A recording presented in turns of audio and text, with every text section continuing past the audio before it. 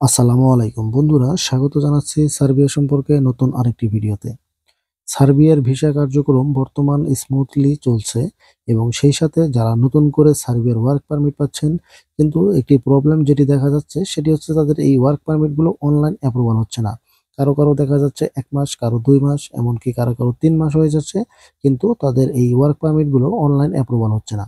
এখানে আপনাকে যে বিষয়টি মাথায় রাখতে হবে সেটি হচ্ছে যে আপনার একটি ওয়ার্ক পারমিট অনলাইন অ্যাপ্রুভাল হওয়ার যে বিষয়টা বা যে প্রক্রিয়াটি, সেটি কিন্তু সম্পূর্ণ নির্ভর করে আপনার এজেন্টের উপর। আপনি মনে করুন যে আপনি আপনার কোনো এজেন্টের কাছে আপনার ফাইল জমা দিয়েছেন। আপনি কিন্তু একা না। একটা এজেন্ট কিন্তু আ একই সাথে অনেকগুলো ওয়ার্ক পারমিট কিংবা অনেকগুলো ওয়ার্কারের জন্য কাজ করে থাকে। সেই সংখ্যাটি এজেন্ট ভেদে দেখা যায় যে কারো ২০ জন, ২৫ জন, ৫০ জন পর্যন্ত একেকটি গ্রুপে কিন্তু তারা এই ওয়ার্ক পারমিট গুলো পেয়ে থাকে এবং তারা কিন্তু এই ওয়ার্ক পারমিট গুলো একসঙ্গে কাজ করে। কারো কিন্তু আলাদাভাবে কিন্তু কোনো ওয়ার্ক পারমিট অনলাইন অ্যাপ্রুভাল এর জন্য তারা কিন্তু কাজ করে না। তারা যে গ্রুপের মধ্যে যতগুলো ওয়ার্ক পারমিট পায়, সেই সবগুলো ওয়ার্ক পারমিটের যে অনলাইন অ্যাপ্রুভাল এর যে বিষয়টি থাকে, সেটি কিন্তু তারা একসঙ্গে সংগ্রহ করে। এতে করে তাদের সুবিধার জন্য তারা কিন্তু এই কাজটি করে। এখন দেখা যায় যে এই সমস্ত প্রক্রিয়াটি একসঙ্গে অনেকগুলো লোকের এই ওয়ার্ক পারমিটের কাজগুলো করার জন্য তাদের কিন্তু সময়টা একটু বেশি লাগে। আপনি ওয়ার্ক পারমিট পাওয়ার পরে ১ থেকে ১.৫ মাস কিংবা সর্বোচ্চ ২ মাস পর্যন্ত নিশ্চিন্তে থাকতে পারেন যে এর মধ্যে যদি আপনার অনলাইন অ্যাপ্রুভাল হয়ে যায় তাহলে তো অনেক ভালো কথা।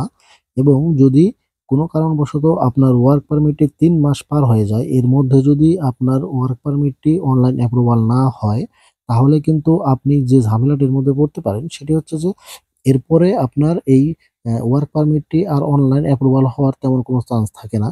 আর যদি কোনো কারণবশত হয়েও যায়, তাহলে কিন্তু এই ওয়ার্ক পারমিট দিয়ে পরবর্তীতে ভিসা হওয়ার সম্ভাবনাটা অনেক কম থাকে।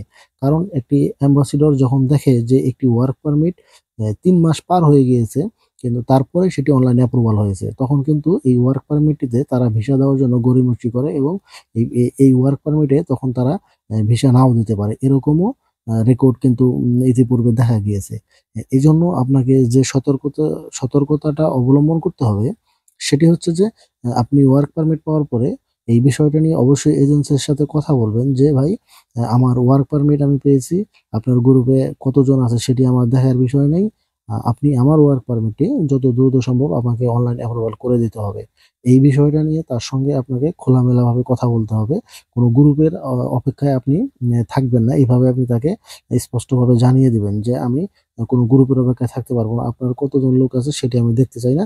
কিন্তু আমার যে ওয়ার্ক পারমিটটি আমি যেটি পেয়েছি সেটি যদি আপনি আমাকে অরিজিনাল ওয়ার্ক পারমিট দিয়ে থাকেন, তাহলে আমাকে অবশ্যই ১ মাসের মধ্যে কিংবা ১.৫ মাসের মধ্যে আমাকে অনলাইন অ্যাপ্রুভাল এনে দিতে হবে।" আপনি এভাবে অবশ্যই এজেন্টকে চাপ দিবেন। এভাবে যদি আপনি আপনার এজেন্টকে বলতে পারেন এবং ১ থেকে ১.৫ মাসের মধ্যে কিংবা সর্বোচ্চ ২ মাসের মধ্যে যদি আপনি আপনার পারমিটটি অনলাইন অ্যাপ্রুভাল করিয়ে আনতে পারেন, তাহলে কিন্তু আপনার এই পারমিটে ভিসা হওয়ার সম্ভাবনাটা অনেক বেশি থাকবে।